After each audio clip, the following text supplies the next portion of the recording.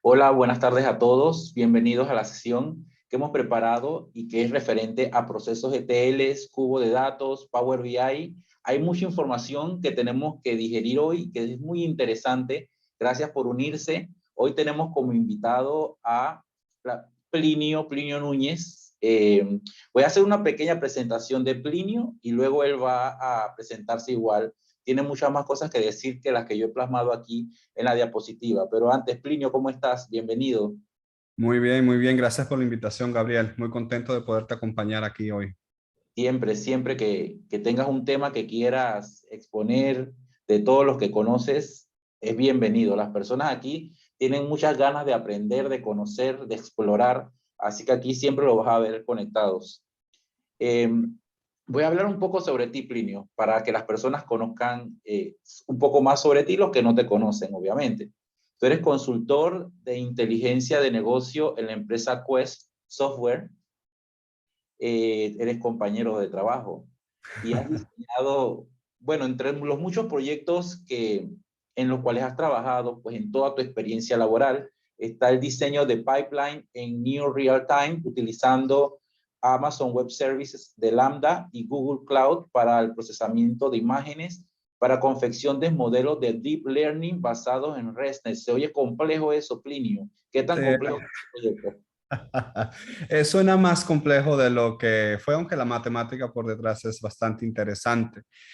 No, allí lo que primordialmente se necesitaba era pues bajar un poco la carga operativa de validar. Esto era para una empresa de investigación de mercado, cuántos ítems habían, digamos que en un súper. Entonces, tradicionalmente eso se hace con una persona que va al súper. Entonces, lo que se intentó hacer y se hizo con este proyecto es, ¿qué tal si en lugar de mandar a la persona al súper, tomamos una foto de la góndola del anaquel y que mediante una red neuronal se cuenten los ítems de X producto?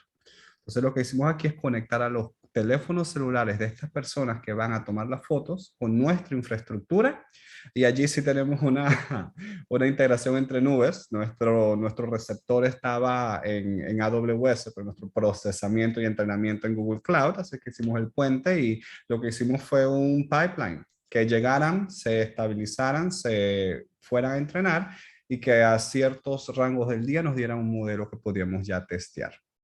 Genial, genial, qué interesante proyecto. En ese proyecto tal vez yo hubiera querido ser el que va al súper o o el que va a tomar las fotos ahí para divertirme. No, pero también me encanta la parte de Machine Learning y todas las cosas relacionadas. Algunos proyectos adicionales que me comentaba Plinio en relación al desarrollo de software es las soluciones de presentaciones de datos y APIs de alta transferencia de información en la industria de investigación de mercado y también en cuanto a inteligencia de negocio, pues que también tienes mucha experiencia allí, diseño e implementación de modelos de datos y Enterprise Data Warehouse para análisis en la industria de investigación de mercado. Tal vez también va enlazado con lo que mencionabas previamente, ¿cierto? Correcto, correcto. Y allí el volumen de información radica en lo que justamente estas personas van al campo a recoger. Entonces tenemos información de toda índole, información estructurada, no estructurada, información de APIs, que pues teníamos que integrar, limpiar, consolidar y después ya producir tablas, vistas o cualquier otro artefacto que los dueños del negocio, de las líneas de negocio utilizaran para vender sus productos, mayormente analítica. Claro, genial, genial. Bueno, y pues en esos procesos de transformaciones, de hacerte brillar con todo lo que haces, utilizas algunas herramientas. He puesto solamente cuatro, pero sé que dominas más, ¿verdad? Aquí tenemos que dominas Power BI, Python, Visual Studio, también C Sharp, entre otras lenguajes de programación como C++ también. Y Correcto. algo importante que sabes que me gusta siempre mencionar de las personas que exponen aquí en la comunidad de datos de Power BI es los pasatiempos, porque aparte de todo lo que hayas hecho académicamente, todo lo que hayas hecho profesionalmente, también somos seres humanos. Así que tú me comentabas que te gusta correr. Usé esa imagen del aire libre porque cuando me imagino a alguien corriendo, me imagino siendo tan feliz como corriendo al aire libre. No se parece al Parque Omar, pero cerca. Te acerca por ahí. Y también te gustan juegos. Mira, no soy fanático de los juegos, lo veo desde lejos, pero dices que te gusta League of Legends. ¿Qué tal ese juego? ¿Hay algún fanático de ese juego aquí en la sesión. ¿Qué tal ese juego, Plinio? No, es un juego un poco ya, no quiero decir viejito, maduro, es un juego maduro. Nació cerca del 2010, de hecho yo fui uno de los de beta testers, estuvimos ahí en el beta gratis, y es un juego que ha tenido un crecimiento importante en cuanto a lo visual y lo dinámico, y básicamente es un MOBA. Es un defiende tu torre del otro equipo en tiempo real, equipos de 5 o de 3.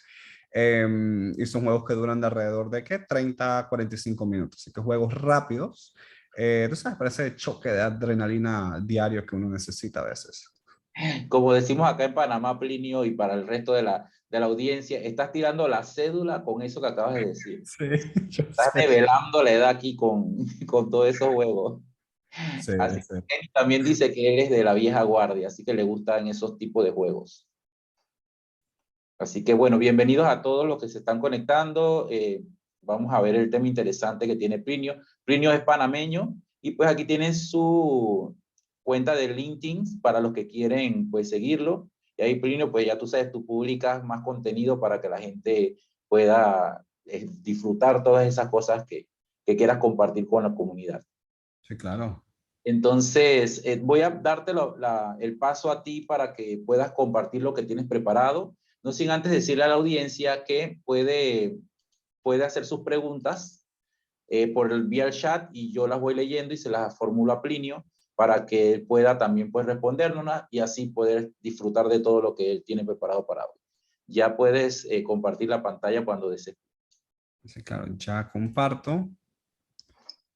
Eh,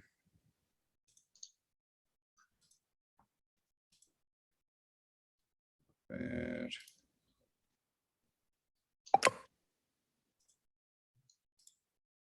Se me está pidiendo permiso.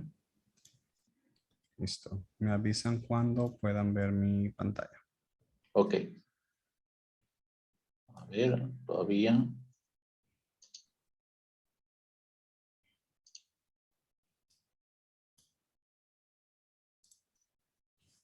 Ah, espérate. Ah. Listo, ahora sí podemos ver tu pantalla premium. Perfecto. Entonces me avisan si entro en modo presentación. Sí. Ya estás ahí. Perfecto. Vamos bien, vamos bien.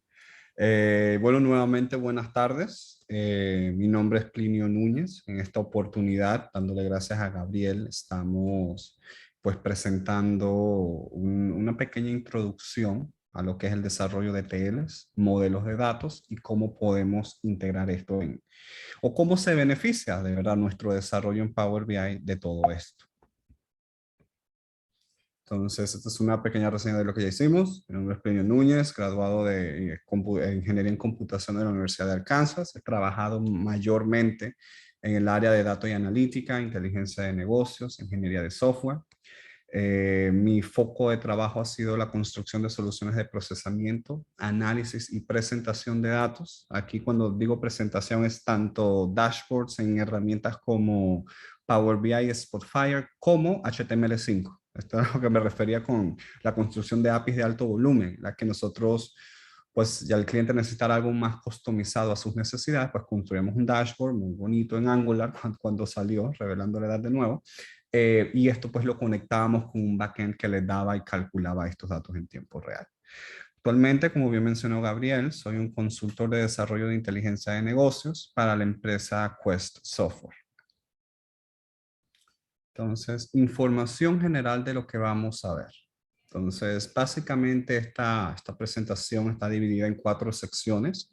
La primera vendría siendo el Power BI Mashup Engine, que son las capacidades que tiene Power BI para consumir y transformar datos. Vamos a ver las capacidades ilimitantes de este muy compacto sistema.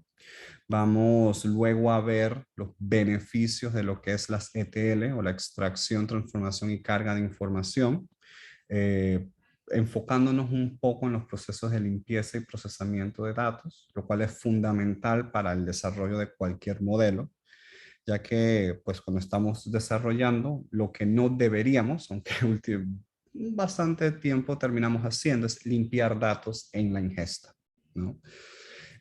Vamos a pasar por Data Warehousing, ¿Por qué tener un punto único de origen de datos es importante? Porque la integración de estos puntos de datos, a pesar de necesitar un equipo especializado, incluso dependiendo de la madurez técnica de la organización, un área especializada, es beneficioso para la organización entera.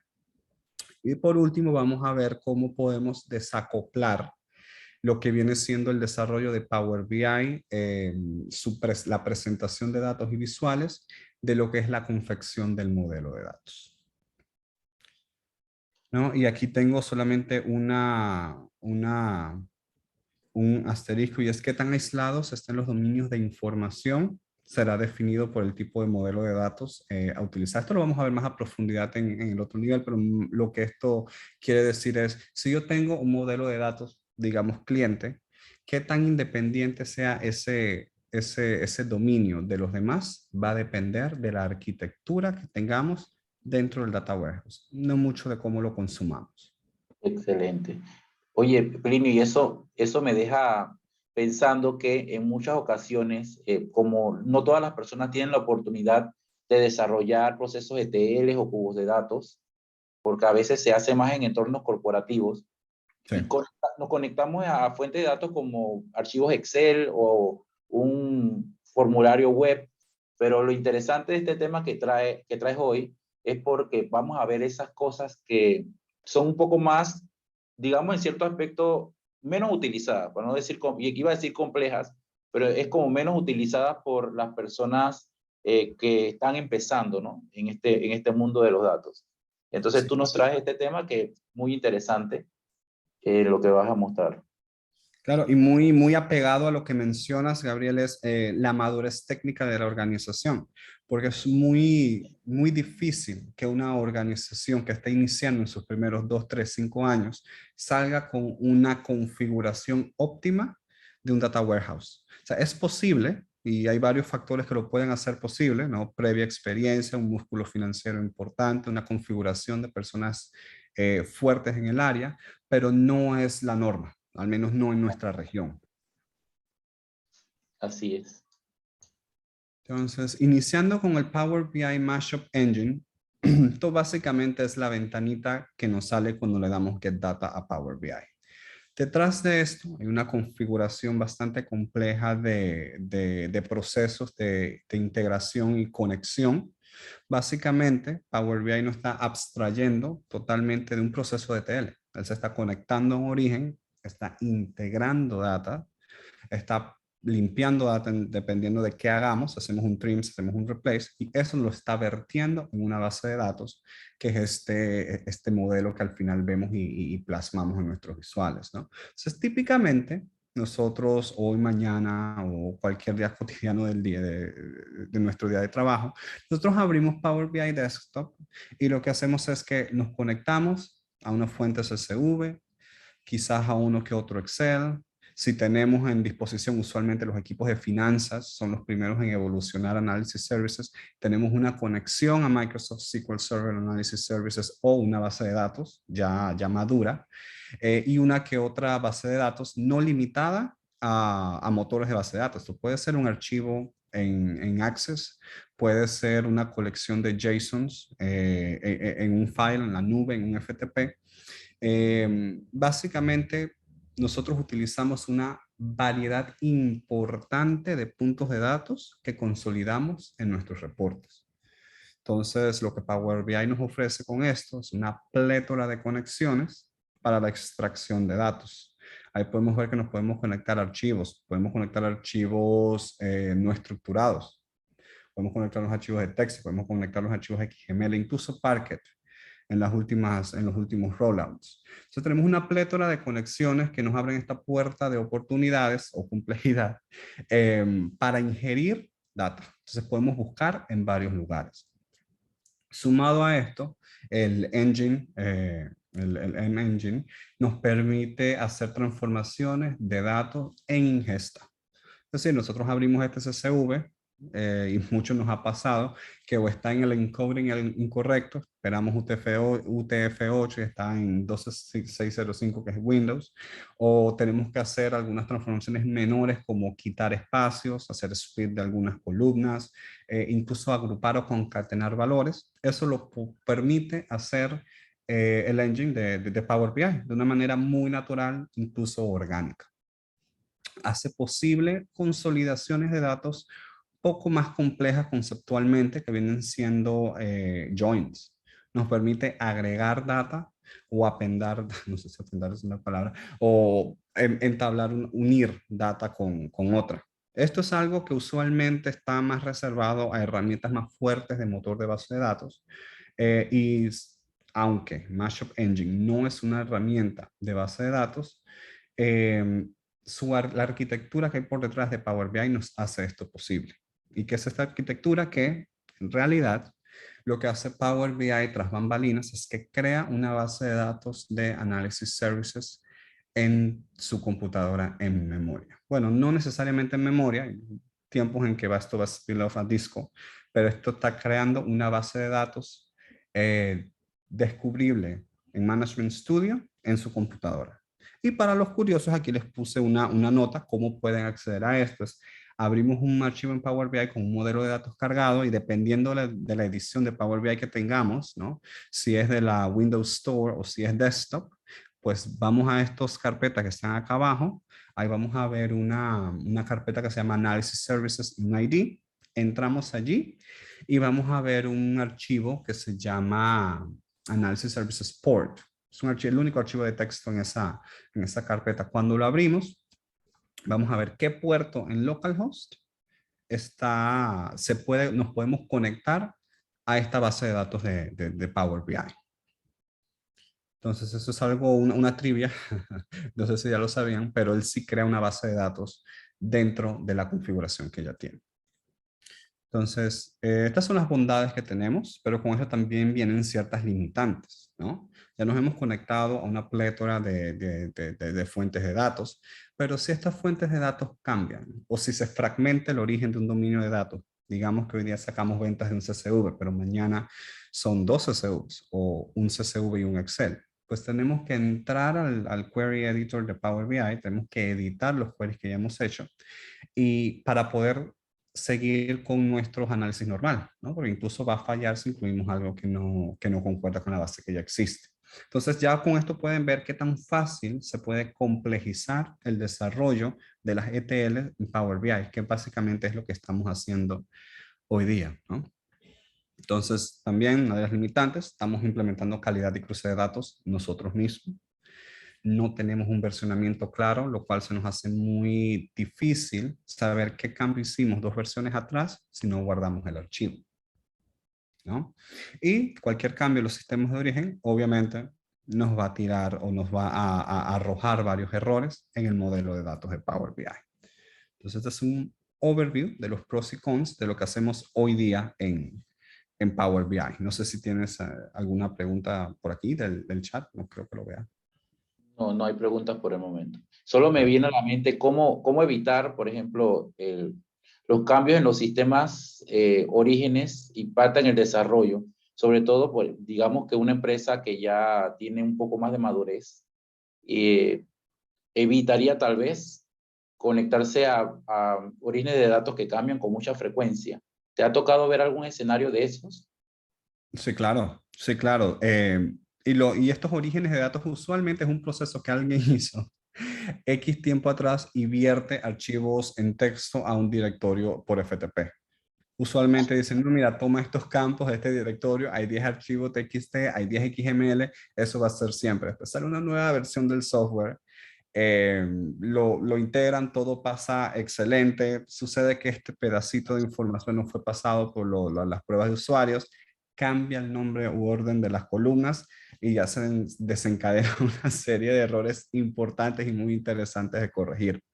Entonces, tal vez los errores aparecen por efectos que no tenemos en el panorama, ¿no? El cambio de nombre de esta columna no sabíamos que iba a pasar. Una fecha, por ejemplo, que cambie de precisión, no sabíamos que iba a pasar. Nuestro proceso de ingesta no tiene previsto esto. Se nos va todo y pues nos obliga a activamente ir a ver qué pasó y ya tenemos que convivir con la historia y lo que viene nuevo. Así es. Entonces, así son una de las maravillosas cosas que pasan en el mundo de la ingesta de datos. Entonces, como ya pudimos ver, nosotros estamos haciendo un proceso de ETL dentro de Power BI. ¿Y qué es un proceso de ETL simple y claro? Es simplemente un proceso que busca realizar lo que es la limpieza y cualquier tipo de transformación de datos, y esto incluye cruce de información, y cargarlo en un lugar que nosotros podamos conectarnos. Básicamente, precalcular cualquier transformación, no métrica, transformación, cambios de formato, cambio de precisión, cambios de encoding, nombres ¿cómo se llama? De columnas. Todo esto es un proceso que se conecta a un sistema origen y pasa por estas 4 etapas hasta que lo vierte en este ejemplo, un data warehouse, pero puede ser un archivo CSV. Puede ser una tabla que va a ser un target de analysis services. Entonces, básicamente, todo lo que nosotros precalculemos antes de importar es un beneficio, ¿no? Entonces, ¿y cómo nos podríamos beneficiar de un proceso de ETL? Pues nos va a simplificar lo que va a ser la complejidad de las consultas M en Power BI, introduciendo no algo que tenemos que consumir y transformar, sino un target que solamente tenemos que leer. Se nos va a dar un origen y este origen usualmente es una base de datos, una vista, usualmente, pero muchas veces puede ser de acuerdo al sistema y las capacidades del sistema, puede ser un archivo CSV, un archivo Parquet, un archivo Delta, dependiendo de cómo esté el negocio en ese momento. Entonces la idea es cómo podemos hacer para desacoplar esto que ya hacemos en nuestro flujo diario. Y lo que hacemos es que, bueno, introducimos o más bien introducimos este equipo que realiza estas actividades de ETL mediante cualquier transformación que requiera el negocio, y lo que vamos a hacer es ganar unas capacidades. Entonces, estas capacidades que ganamos es que nuestro flujo de ingestión de datos se simplifica, ya no transformamos, solo leemos. Y al solo leer, pues nuestro foco va a cambiar a leer y limpiar a, bueno, leo, armo el modelo, armo las métricas, presento. Entonces nos enfocamos en lo que es el análisis de los datos, no nos preocupamos mucho por la calidad porque está controlada, entre comillas, y también nos desprendemos de esa responsabilidad. O sea, nosotros como analistas parte del equipo de BI ya no vemos tanto ETL, sino que esto lo delegamos al equipo de base de datos. Y hay un equipo especializado responsable de la limpieza y la transformación de estos datos. Ahora, muchas veces este equipo es parte de BI. O sea, no necesariamente son organizacionalmente separados, pero sí es otro ser humano. Es otro ser humano que tiene la responsabilidad, o máquina, informática Power Center puede hacer cosas interesantes. Es otra persona que realiza estas actividades y nosotros solamente nos enfocamos en la ingesta y análisis. Entonces, el diagrama cambia un poco. Aún tenemos múltiples fuentes, pero estas múltiples fuentes están limpias. O sea, yo tengo de dónde voy a sacar la data de clientes, ya yo sé de dónde voy a sacar la data de ventas, ya yo sé dónde tengo los tickets. Entonces esto simplemente con mi flujo normal lo agarro, lo integro a mi modelo y lo presento.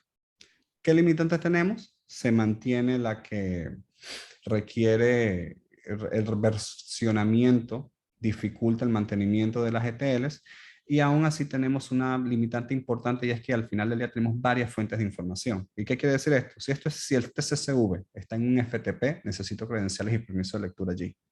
Si esto está en Analysis Services, necesito otro set de permisos para Analysis Services. Si este ticket está en una base de datos de finanzas que se procesa cada 15 días, tengo esa complejidad del tiempo y necesito credenciales especiales para poder acceder a estos datos. Entonces, si yo estoy haciendo un reporte que es sensitivo, digamos que estoy haciendo un reporte de los ingresos y egresos de la organización, donde parte de esto son los salarios de las personas, pues aquí puede haber un uso o acceso indebido de los datos, ¿no? Entonces es posible, se puede hacer, simplifica el flujo, pero aún hay tela que cortar en cuanto a las limitantes que tenemos, Sí. ¿no? Ahí hay como varias áreas de oportunidades. De eso, todo lo que has mencionado sobre si estás en un FTP que necesita las contraseñas, ¿sabes qué se me viene a la mente cuando hay una persona encargada de un servidor y de repente la botan o renuncia o pasa lo que sea y luego nadie sabe quién era el owner de esa actividad o del archivo y luego qué lío buscar o identificar qué hacer allí en ese caso? Porque a veces cuando se manejan muchos archivos o mucha base de datos o la fuente de datos son inmensas, se tiene esa complejidad. Sí, acceso es una fuerte, acceso y versionamiento, porque imaginemos que esta base de datos, como bien lo dices, es una vista que alguien programa, ese alguien se fue de vacaciones un mes, nos desprendimos de sus servicios, nadie sabe dónde está esto. Si ese servidor se apaga, se fue la vista. Entonces tenemos ahí una oportunidad importante en versionamiento de qué estoy haciendo y cómo lo estoy haciendo. Y dos, los accesos. ¿Quién puede, quién no puede y qué puedo ver? Sí. Eso afecta la disponibilidad de los datos, que es muy importante. Y hay procesos que no todo el tiempo las personas, o mejor dicho, datos que no todo el tiempo las personas los consumen, pero porque se consumen una vez al mes, una vez al cuarto, cuando van a analizar, vamos a decir, resultados generales, pero cuando van a buscar actualizar los datos, ya no saben quién era el que lo hacía. Así que sí es importante eso que mencionas. O la clásica, la hice el año pasado, pero no me acuerdo. O eso de los equipos de responsable de limpieza de datos. Yo mismo limpio mis datos, yo mismo cargo mis datos, yo mismo transformo mis datos y no veo un equipo especializado para eso, pero es sumamente importante porque a veces quien nos reportan los inconvenientes son los mismos usuarios de los dashboards y no es lo mejor porque al final uno tiene que estar resolviendo en lugar de ser proactivo. Y esto que mencionas de un equipo responsable de limpieza de datos sería genial porque ayuda a hacer eso, o sea, a ser proactivo en todo caso. Sí, claro, y esto te desprende la responsabilidad. Hay una persona que está solamente dedicada a limpiar datos. Cualquier anomalía es fácilmente identificable y se puede resolver en teoría en menor tiempo. Allí el lado negativo de la moneda, o más bien la inversión que hay que hacer es, pues este equipo pues, requiere espacio, requiere herramientas y requiere cierto perfil que no necesariamente es el más cómodo, ¿no? Para sostener en el tiempo. Así es. Entonces, aquí, pues, el siguiente paso en mejorar este diagramita que tenemos es cómo podemos hacer para consolidar esto de manera que yo tenga un solo nivel de acceso, tenga un punto de origen único y que esta data, pues, esté procesada y disponible cuando yo la necesite. Entonces, ahí ya entramos en lo que es Data Warehousing. Ahora, el término empresarial, sí, sería Data Warehouse o Enterprise Data Warehouse para los despliegues más organizacionalmente más duros. Y de hecho, tú integra datos, los organiza de acuerdo a las necesidades y reglas del negocio, pero depende de la madurez técnica del negocio y qué tan definido estén sus reglas, ¿no? Entonces, esto puede ser tan elegante como esta configuración que vemos aquí, que son dos modelos de data warehousing, los más usados, de hecho. Pero si somos una empresa pequeña, pues una base de datos que integre todo, en teoría es posible. Pero aquí estamos hablando de varios servidores, varios nodos, estamos hablando de redundancia entre nodos. Y usualmente, cuando nosotros hablamos, mira, vamos a hacer un data warehouse, conecta tu modelo al data warehouse. Nunca nos conectamos al nodo que escribe. Por ejemplo, yo con mis procesos de integraciones le pego a servidor producción 1, pero todos mis reportes leen de servidor producción 5. ¿Por qué es esto? Porque servidor producción 1 va a ser el que va a estar encargado de recibir los cambios y asimilarlos en su modelo. Después, procesos de replicación de datos van a difundir estos datos del servidor 1 a los servidores 1, 2, 3, 4, 5, dependiendo de qué tanta redundancia tenemos. Esto nos permite a nosotros no bloquear las tablas de lectura cuando estamos sacando una gran cantidad de información. Sí, el servidor quizás read-only aún tiene ciertos bloqueos a nivel de infraestructura cuando estoy leyendo, pero el master, que viene siendo el servidor 1, producción 1, que es el que escribe, pues siempre va a estar escribiendo y replicando. Y los demás siempre van a estar sirviendo y asimilando.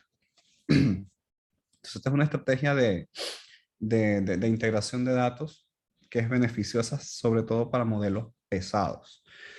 Pero volviendo, eso lo podemos ver más adelante, volviendo a la configuración del modelo de Data Warehouse, los más famosos son Kimball y de Eamon, ambos se definieron en los 90s, y aquí hay una sutil diferencia en cómo estamos percibiendo el Data Warehouse.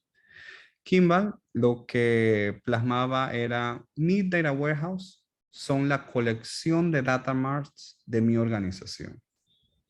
O sea, básicamente las fuentes de datos y cómo los datos estén en mi organización, yo los integro y van a hacer lo que es mi data mart. Esto quiere decir que si finanzas está utilizando un set de códigos para la dimensión de ubicación y que, qué sé yo, operaciones está utilizando otro set de códigos para la dimensión de operación, va a haber ese mismatch en llaves, pero debe existir algún tipo de lógica que pueda unirle entre ambas.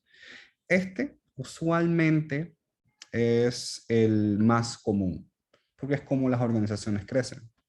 Una organización crece, tal vez finanzas es el primero en desarrollarse, después sigue tecnología, ambos tienen su data mart, rara vez los maestros de datos de finanzas van a concordar con los de tecnología. Cuando vamos a tratar de consolidar todo, el esfuerzo necesario para homologar todos los maestros sobrepasa el presupuesto en tiempo y en dinero que tenemos. Así que lo que hacemos es que armamos un data warehouse que centraliza todo en un mismo servidor, pero que ese servidor se compone de distintos data marts. Así que si yo soy una persona que va a hacer un reporte en datos de finanzas, veo un set de códigos para ubicación. Si soy una persona que va a hacer un reporte para tecnología, veo otro set de códigos para ubicación. Si necesito hacer un reporte en ambas, allí sí tengo que hacer alguna magia intermedia para homologar estas dos dimensiones. Pero básicamente lo que Kimball nos dice es, mis data marts hacen mi data warehouse. Eamon era un poco distinto en este sentido, un poco más estructurado en el sentido de que él define el data warehouse y su estructura y de allí parte a data marts. Esto quiere decir que en sentidos organizacionales, si yo soy una empresa, finanzas está creciendo más rápidamente, tengo tecnología un poco más atrás, voy a definir una estrategia de datos. Usualmente lo que va a pasar es que voy a armar un equipo que va a definir estos maestros y de estos maestros se genera el data warehouse.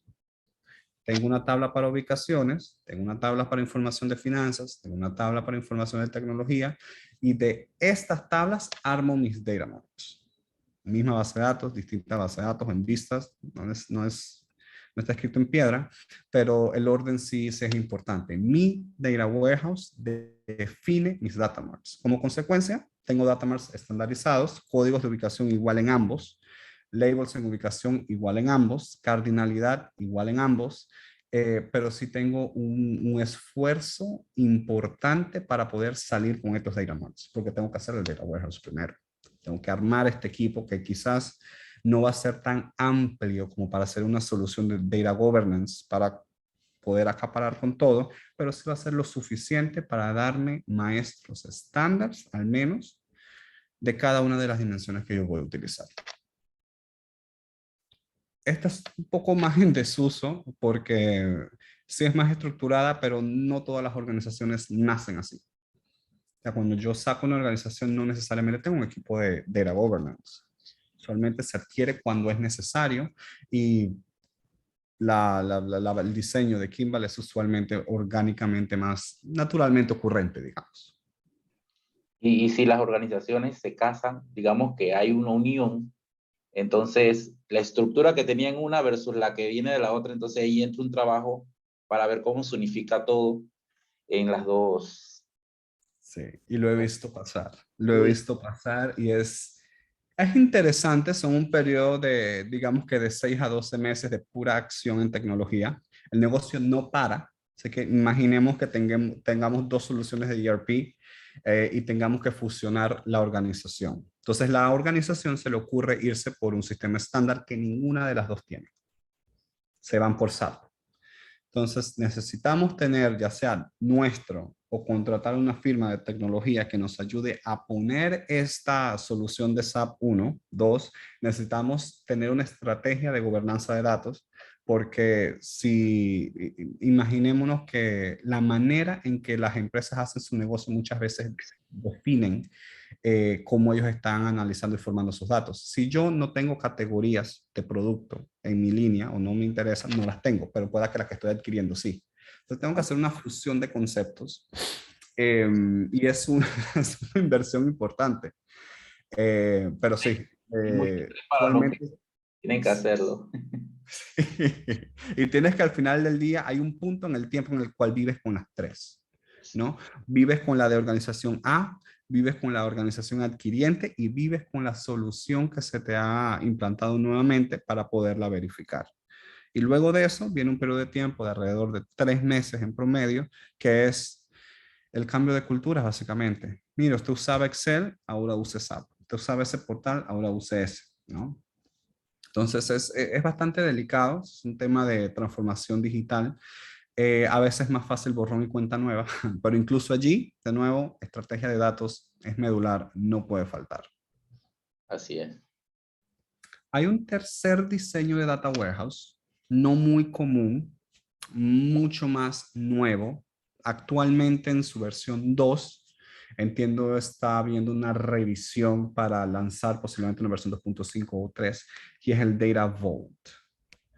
En el 2000, este señor, Dan Listed, dijo, perfecto, el tema es que yo quisiese generar mi data warehouse, no de reglas que yo tenga que pues, poner el escuadrón de personas desde el día cero, pero yo quiero crecer con mi negocio. O sea, yo solamente quiero tener en mi data warehouse data que yo use. Ah, que RP, que Sales, que CRM están generando data, perfecto. Pero estoy generando reportes, estoy generando consumo de datos, no, entonces no la necesito. Ah, necesitamos hacer un reporte de venta, perfecto. Agarremos esto y armemos un data warehouse con las reglas del negocio como base. Entonces se les vino la idea, este diseño de Data Vault, yo lo he visto implementado en 2 lugares, o sea, lo he visto en uno y ahora que lo estoy utilizando más a fondo. Y es una manera completamente normalizada, bueno, la normalización está al criterio de los business rules, pero es una manera más seccionada de trabajar con los modelos de datos y los data warehouse. Y esto va de la siguiente manera. Yo tengo dominios de datos definidos dentro de una organización, usualmente. O sea, yo tengo la dimensión de ubicación porque sé dónde estoy y sus regiones y sé que puede tener. Entonces, lo que nos dice el Vault es, mira, tú vas a generar 3 tipos de tablas. Un hub, y un hub simplemente, como su nombre lo indica, es un punto de revisión, un punto de partida, y el hub solamente va a llevar las llaves.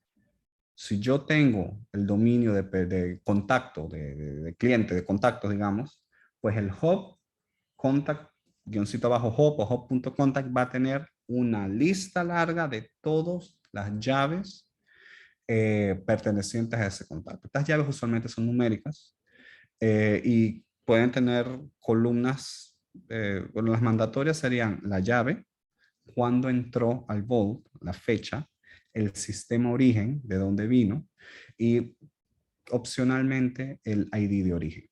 Entonces, si yo tengo mis clientes viniendo de Cibel, por ejemplo, y nada más necesito su nombre, yo creo un hub con todos los clientes. Primera columna autogenerada va a ser mi llave del Vault. Segunda columna va a ser el ID que viene de Cibel. Tercera columna el día que lo inserté. Y este va a ser mi hub. Ah, necesito el nombre. El nombre es un atributo. ¿Qué tanto cambia el nombre de una persona? Muy poco, para no decir nunca. Entonces creamos un segundo set de tablas que se llama satélites. Los satélites contienen atributos del cliente agrupados de una manera lógica usualmente de acuerdo a qué tanto cambian en el tiempo. ¿Y por qué esto es importante? Porque cuando yo voy a actualizar, si nos visualizamos una tabla de cliente normal y yo voy a actualizar el nombre a Plinio y yo en esa tabla tengo nombre, edad, estado civil, apellido, segundo apellido, primera biografía que escribió. O sea, yo tengo que levantar esa página, actualizar un récord y dejar descansar esa página en base de datos.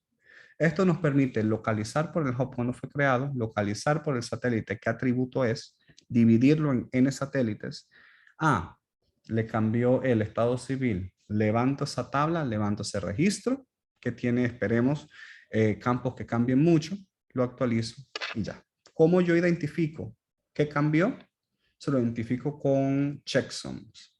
¿Y por qué checksums? Bueno, no checksums, pero alguna manera aprobada por las reglas del negocio que uno pueda hacer un chequeo rápido de alteraciones en el row entero. Para no ir, bueno, si la columna 1 macha con la columna 1, si la columna 2 macha con la... Lo que usualmente se hace es que se genera una columna extra. Esa columna extra va a tener un hash. Ese hash va a ser en función a todo menos la llave, nombre, apellido, edad, todo lo que esté en ese satélite. Y si ese número cambia, quiere decir que algo de este registro cambia, entonces lo actualizo entero y le actualizo la fecha de actualización. Entonces es una manera más rápida de detectar cambios en las tablas. Tengo que levantar la página entera, así que levanto el registro y lo actualizo entero. Y me segrega porque Plinio, toda la entidad de lo que es Plinio no va a cambiar, solamente su estado civil, por ejemplo. Entonces nada más actualizo el estado civil de Plinio, que es una tabla independiente de los genes satélites. O sea que si una persona busca rapidez, este es un buen modelo para implementar. Correcto. Así es. El tercer tipo de tabla es el link. O sea, y yo sé lo que están pensando las personas que están hardcore en modelaje de datos aquí. ¿Qué pasó con las relaciones? Un contacto tiene una orden, un contacto tiene, qué sé yo, una cuenta. ¿Cómo modelo esto? Un tercer tipo de tabla llamado link que básicamente tiene la relación entre hubs. Tengo el hub de contacto, tengo el hub de cuentas. Entonces, la tabla de link contacto cuenta lo que va a tener es en una columna la llave de Plinio, en otra columna la llave de la cuenta de Plinio. Y lo mismo ocurre del otro lado en términos de satélites. Si algo se actualiza, es mucho más rápido la actualización. Si algo se borra, es mucho más perdonable la actualización. Es un modelo fácil de implementar, fácil de mantener en source control. Cómo organizarlo conceptualmente ha probado ser un poco más dificultoso, pero se los digo con experiencia de causa, es un modelo que te actualiza un volumen de datos importante con replicación. Estamos hablando alrededor de cuántas datas tenemos eso. Como cerca de 10 teras, bueno, 10 teras pesa la base de datos, no lo que se actualiza, bajo de 15 minutos. Porque de nuevo, si yo tengo una tabla gigante completamente desnormalizada, yo estoy levantando la página entera para actualizar un campo. Aquí no. Aquí estoy levantando la página entera de una tabla muy delgada dentro del árbol del hub del que sea la entidad. Aquí especial, a qué tenemos que mantenerle mucho el ojo pelado, como dicen en las tablas, es qué tanto cambian los atributos de cada dominio y en función de eso generar los satélites. Entonces O sea que hay que estar pendiente de los procesos a ver si algún proceso no ejecutó correctamente, entonces puede que no se actualice esa data. Sí, y dependiendo si, por ejemplo, digamos que estamos viendo actividad, estamos viendo la interacción entre dos hubs en el tiempo. Ticket y el que revisa el ticket. ¿Y cuándo fue su primera actualización? Esos son los queries más complicados que tiene este tipo de infraestructura, porque sí me requiere a mí sacar una sección entera de un satélite y buscar la historia. Pero de nuevo, todo concentrado dentro de una sola tabla. Así que los índices son mucho más manejables.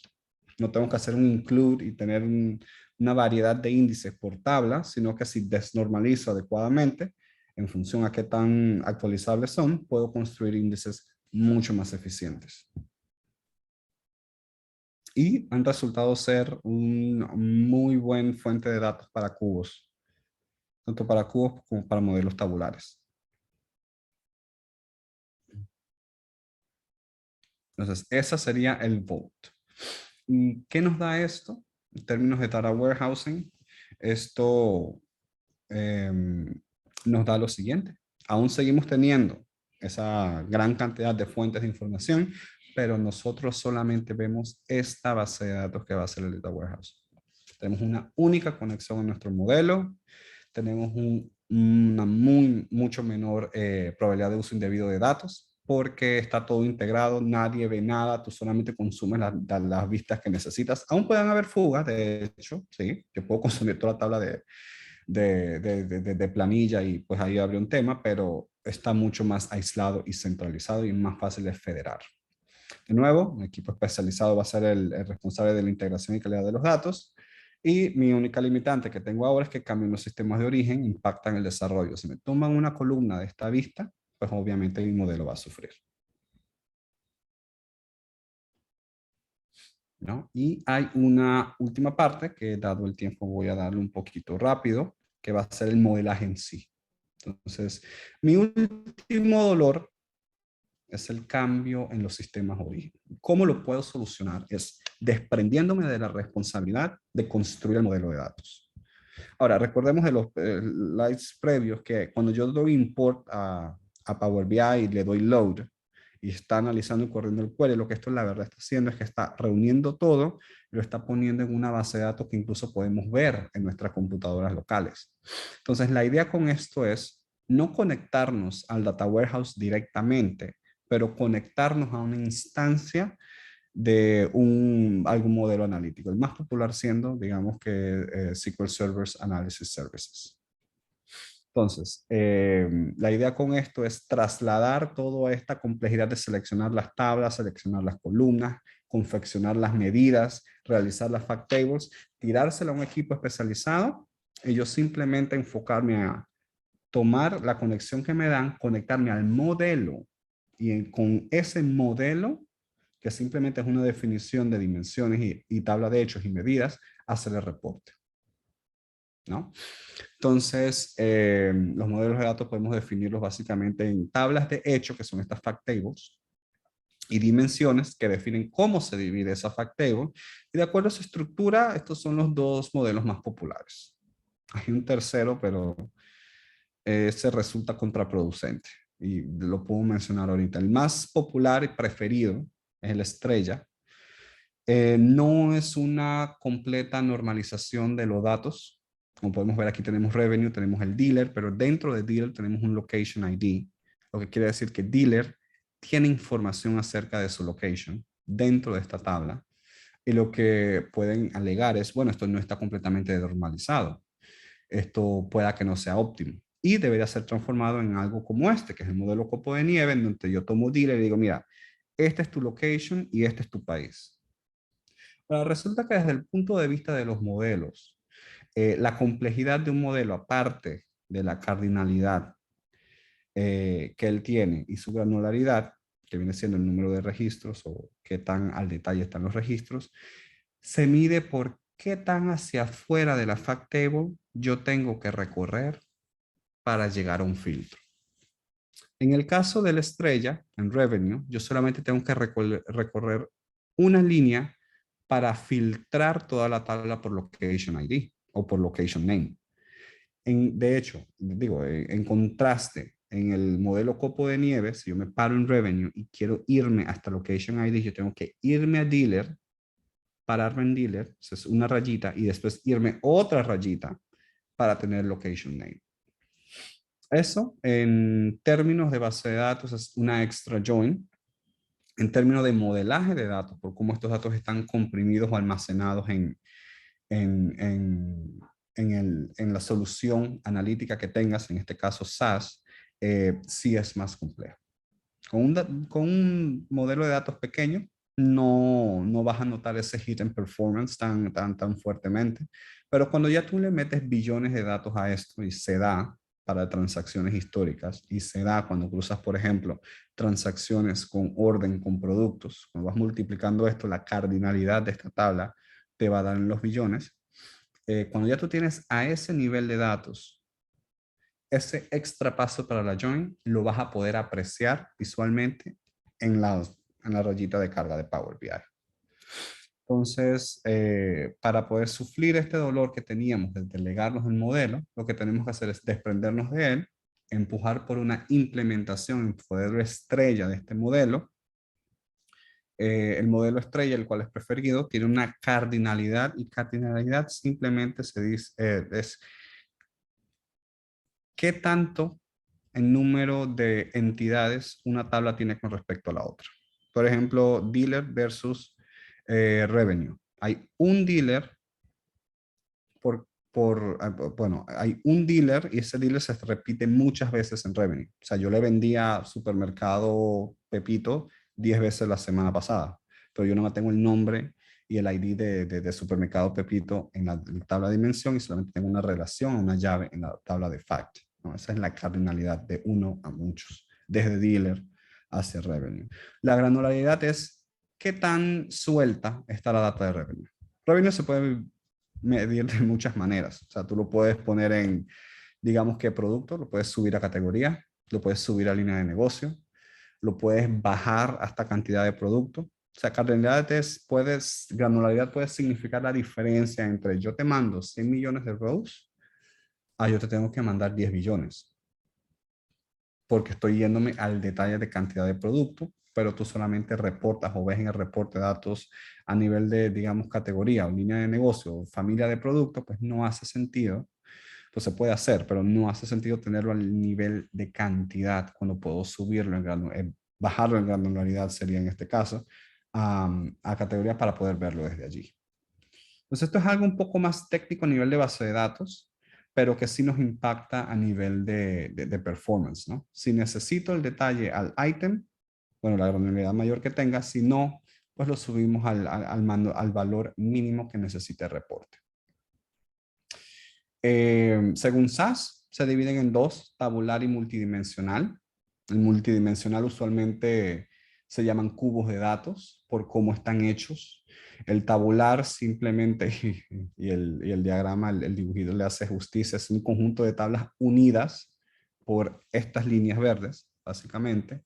Y la diferencia entre ellos básicamente es cómo está formado las dimensiones y los cálculos. Tabular es muy parecido, más bien es lo que hace Power BI por debajo. Son tablas basadas en relaciones entre tablas y todo esto pasa en memoria. O sea, usa más memoria, no usa tanto disco. Todo está siempre cargado en RAM para procesar. Multidimensional no es así. Multidimensional crea una base de datos. Esta base de datos se llena con las tablas de dimensiones. La relación entre las tablas se expresa mediante MDX en, bueno, el lenguaje MDX en la definición del cubo, y una vez esto se procese, son esas referencias las que van a buscar la data en el disco y subirla para calcular. Entonces aquí es un poco más complejo de realizar.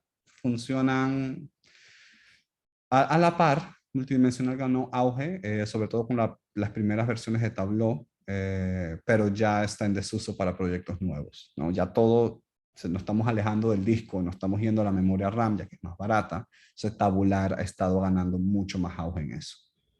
Tabular es más fácil de desarrollar, es más intuitivo. Multidimensional requiere una especialización un poco diferente en lo que es manejo de definición de cubos. En tanto Rollup como Molup, que son formas de almacenar información para análisis online. Y también es como, Perdón. te iba a comentar que en la experiencia que me ha tocado como usuario de los dos, tanto de tabular como multidimensional, he visto la diferencia en velocidad cuando usas un multidimensional, ya que como explicaste, una tabla puede relacionarse con otras y así sucesivamente, y va buscando las relaciones, haciendo que todo sea más complejo y a la vez más lento. mientras que el tabular pues es un poco más rápido por lo que indicabas, el modelo Sí, estrella. sí, y tabular lo mantiene todo siempre en RAM. Es más, si no cabe, te da un error un poco feo. Multidimensional, no, multidimensional es una definición que se va a evaluar cuando tú la dispares y esa definición va a disco. Por eso es que también ves un hit en performance, porque no todo está en memoria. Así es. Ahí es cuando sale de que la cantidad de, yo no sé cuántos segundos ha excedido Y que timeout, intente después. Así es. Y básicamente así quedaría desimplificado nuestro pipeline. Nos conectamos directamente al modelo, una fuente única de tanto de datos como métrica. Nos desprendemos de la responsabilidad, ya que un equipo especializado es el responsable de mantenerlo. Nuestro foco principal es únicamente reporting. Y la limitante aquí es que pues necesitamos una configuración de personas importante para hacer que todo esto pase, ¿no? O alguien con bastante tiempo libre para confeccionar todo esto a nivel de data warehousing, ETLs y análisis services. Entonces, bueno, en resumen, vimos cómo las ETL nos facilitan la limpieza de datos, como la introducción del data warehouse nos facilita la integración de los datos, y esto nos da mayor comodidad al momento de traer data hacia Power BI. Vimos que delegar los modelos de datos a SAS, por ejemplo, nos permite completamente olvidarnos de todo ese tema de integración de datos y enfocarnos en visuales. Es una alternativa. Sin embargo, tanto ETLs como SAS tienen un costo bastante fuerte dependiendo de la configuración, pero que siempre se pueden hacer pruebas de concepto. De nuevo, no necesitas todo un despliegue de Enterprise Data Warehouse si solo quieres integrar. O sea, no medida significa que tienes que hacer un despliegue con replicación, con redundancia, para poder aplicar ninguno de estos conceptos. O sea, esto solamente va a estar amarrado a las capacidades y madurez técnicas de la organización, no más. Genial, gracias Plinio por todo lo que nos has mostrado. Y mira que hay preguntas en la audiencia y comentarios.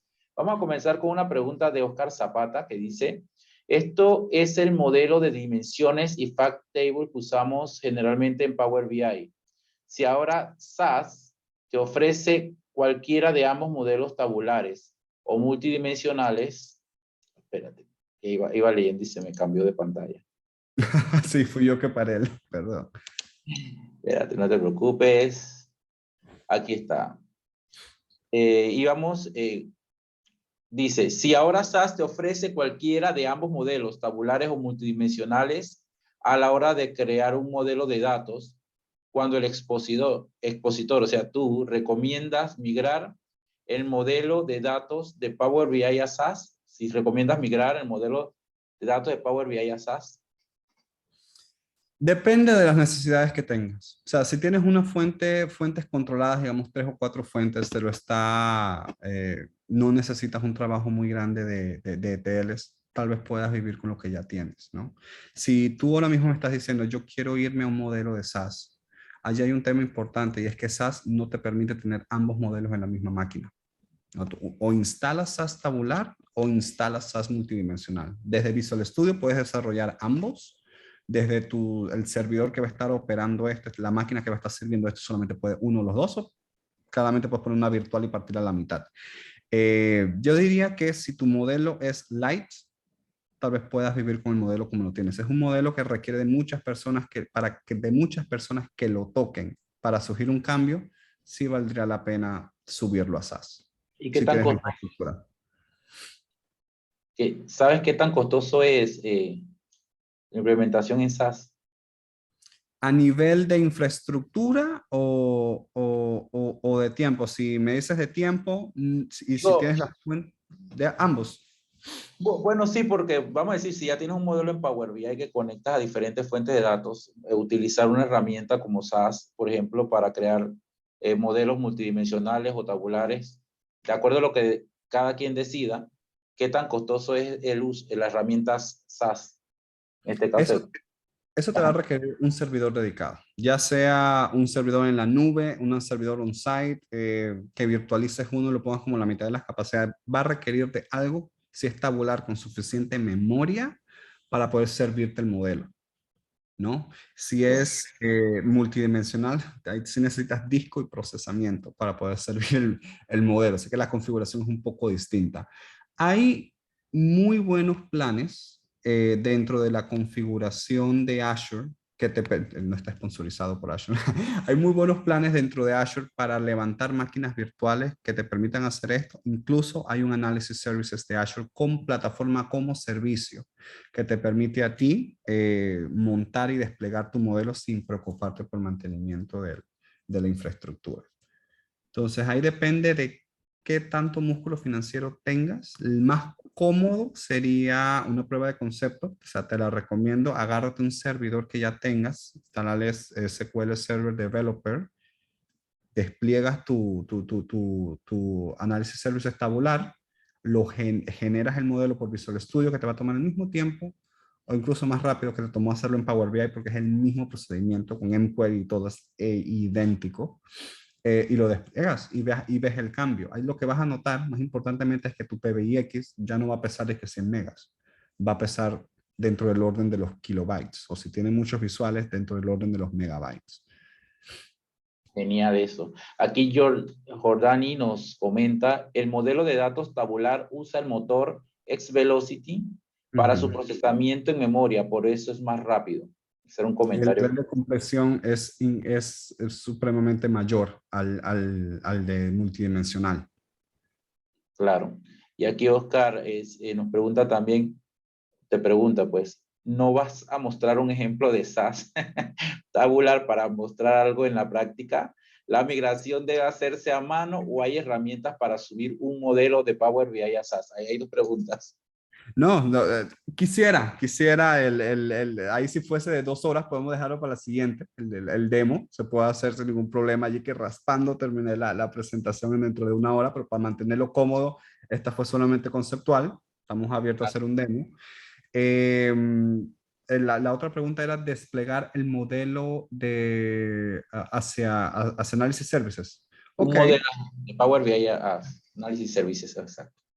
allí hay varias opciones. Como te digo, tú solamente necesitas Visual Studio, instalas ¿cómo se llama? La extensión de Analysis Services, haces un modelo tabular. Esto te va a presentar dos opciones. Uno, que lo conectes a un servidor que él use de Workspace. O dos, que lo mantengas local.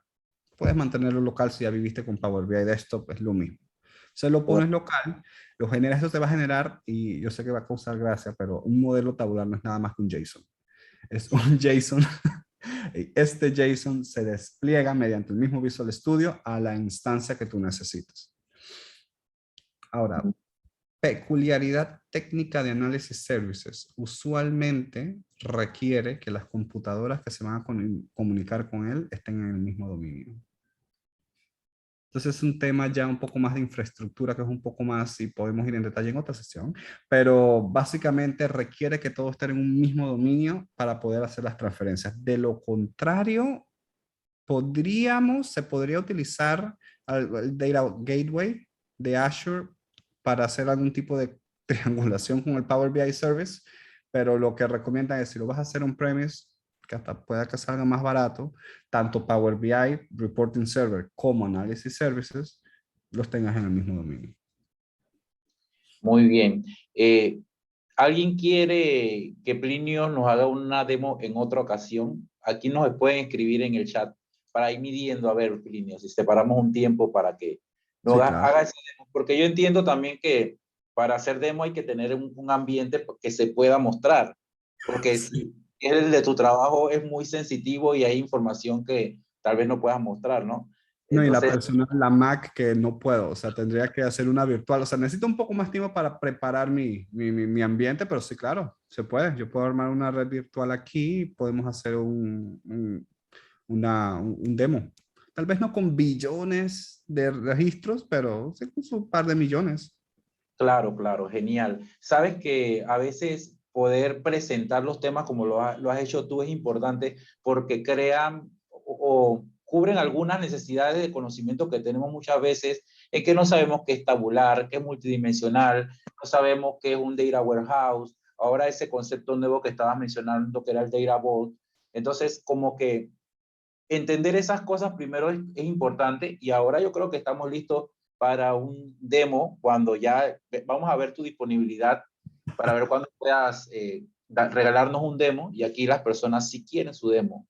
Así que Sí, claro, ahí se puede, no, podemos hacer algo incluso con la base de datos de ejemplos que tiene Microsoft, porque si es un tema, análisis services usualmente es uno difícil de usar. O sea, lo puedes hacer, lo puedes implementar, pero tal vez no lo puedas usar porque necesitas la instancia en el mismo dominio. Pero teniendo una configuración que podemos levantar en red local, podemos hacer una prueba de concepto bastante rápida. Obviamente no con data real, no creo que nadie nos vaya a dar data de finanzas, por ejemplo, para calcular revenue, pero podemos hacer algo que quizás las personas puedan llevar a sus trabajos y proponerlo como un proyecto de innovación de Q, ¿no? claro, ahora sí, lo que quieren el demo también tienen datos que nos puedan dar. Genial, le hacemos el demo con el cubo y todo junto por ahí mismo. Sí, sí, sí, claro. Aquí, bueno, aquí preguntan algo más ya para ir cerrando. No importa tanto el tamaño de los datos como aprender cómo armar algo básico en SAS. Era un comentario de Oscar. Eso es La grabación, pues la voy a estar subiendo a YouTube y publico el enlace en el mismo lugar donde se registraron, en Meetup, y también publico usualmente en LinkedIn para que sepan. Así que ahí voy a estar. Son los medios con los cuales que utilizo para compartir las grabaciones. Plinio, muy agradecido por tu tiempo. Gracias por todo lo que nos has mostrado. Entonces queda la puerta abierta para el demo, que sí, lo vamos a claro. estar haciendo próximamente. No, gracias a ti por la invitación y a los chicos por el interés. Genial. Entonces, que tengan una excelente noche a todos. Plinio, hablamos entonces pronto. Saludos. Sí, Gracias a señor. todos. Nos vemos.